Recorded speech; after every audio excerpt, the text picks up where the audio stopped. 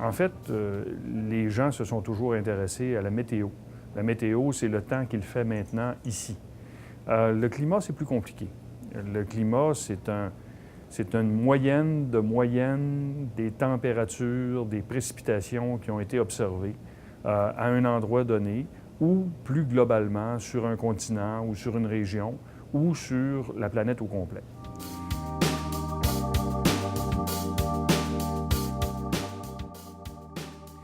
Donc, le climat, au fond, ça a toujours varié. Il y a eu des périodes beaucoup plus chaudes sur la planète, il y a eu des périodes beaucoup plus froides sur la planète. Il y a 18 000 ans, ici à Québec, il y avait 2 km d'épais de glace. Il n'y avait pas de fleuve Saint-Laurent, il y avait tout simplement des glaciers. Et le climat de la planète était 5 degrés moins élevé qu'il ne l'est aujourd'hui. Ce qu'on voit dans cette période actuelle, interglaciaire, c'est que la variabilité naturelle du climat est en train d'être perturbée par un phénomène qui est d'origine humaine. Quand on parle d'origine humaine, on parle d'anthropique. L'être humain, jusqu'à tout récemment, en fait jusqu'à peu près vers 1850, avait une population trop petite et des activités qui étaient relativement légères par rapport à la composition de l'atmosphère. Parce que l'être humain était encore à l'âge agricole ou à l'âge des chasseurs-cueilleurs. Parce qu'il y avait 1 milliard de personnes sur la planète. Mais au 19e siècle, avec l'arrivée de l'âge industriel, on a commencé à utiliser de l'énergie qui avait été stockée dans le passé lointain de la planète dans des couches géologiques, ce qu'on appelle les énergies fossiles. Les énergies fossiles, ça se résume en pétrole, charbon, gaz naturel. En fait, quand on a trouvé les combustibles fossiles et qu'on les brûle pour aller chercher l'énergie, on récupère l'énergie du Soleil d'il y a 200 millions d'années. Mais on remet en circulation le dioxyde de carbone qui avait été fixé par les plantes à cette époque-là. Ce qui fait que l'être humain est en train de changer la composition de l'atmosphère. L'atmosphère aujourd'hui est à peu près 38 % plus riche en CO2 qu'elle ne l'était au milieu du 19e siècle.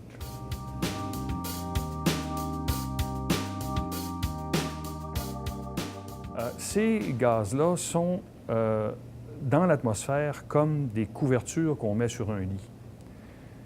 Votre température intérieure ne change pas, mais plus vous mettez de couverture, plus vous allez avoir chaud, parce que vous retardez le passage de la chaleur de votre corps vers la pièce. Donc, vous gardez la couche d'air autour de vous, qui, dans notre exemple, serait l'atmosphère autour de la Terre, vous la gardez plus chaude parce qu'il y a plus de couverture. C'est donc comme ça que l'être humain, en changeant la composition de l'atmosphère, transforme le climat parce qu'il garde plus d'énergie dans l'atmosphère, ce qui fait qu'il y a des températures plus chaudes, mais aussi des tempêtes plus violentes, mais aussi des précipitations qui sont plus violentes ou des sécheresses qui sont plus grandes.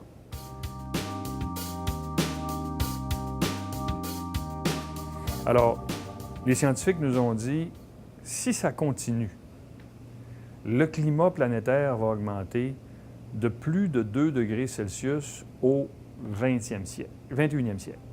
Au 21e siècle, plus de 2 degrés Celsius, c'est une mauvaise nouvelle. Okay? C'est une mauvaise nouvelle parce que l'adaptation qu'on doit faire pour se conformer au nouveau climat, elle nous coûte cher tout de suite et elle va nous coûter très cher plus tard.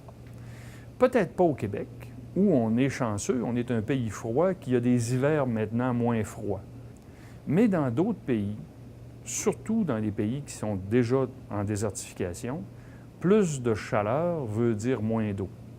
Moins d'eau veut dire moins de possibilités d'agriculture. Ces pays-là doivent se nourrir, ils ont des populations qui sont en croissance et ils ont des populations qui sont très pauvres. Donc, on a là un problème d'inéquité, si on veut. C'est pas juste. Les gens qui sont dans ces pays-là, c'est pas eux qui ont causé les changements climatiques, c'est les gens des pays riches qui causent les changements climatiques. Mais eux, ils subissent les changements climatiques. Donc, ils sont doublement pas chanceux. C'est pour ça qu'au niveau politique international, les pays doivent se parler pour qu'on puisse, de façon solidaire, aider, nous, les pays les plus riches, les pays les plus pauvres, à se prémunir et à s'adapter contre les changements climatiques. Mais d'abord, il faut qu'on lutte contre les changements climatiques. Et lutter contre les changements climatiques, ça veut dire modifier notre mode de vie. Fondamentalement, rendre notre mode de vie moins dépendant de l'énergie fossile. C'est pas facile, parce que 80 % de toute l'énergie sur la planète vient d'énergie fossile. Donc, on a, à quelque part, à travailler sur notre consommation, parce que tout ce qu'on consomme, que ce soit un paquet de gomme ou que ce soit une automobile, il a fallu de l'énergie pour le fabriquer. Vous avez un paquet de gomme avec des enveloppes d'aluminium, il a fallu une aluminerie pour fabriquer l'aluminium. Vous avez du plastique, ça vient du pétrole. Donc, il a fallu fabriquer, il a fallu le transporter dans un camion qui a consommé du pétrole. Donc, tout ce qu'on consomme, tout ce qu'on achète qui vient d'un peu partout, il y a toujours une composante d'énergie fossile.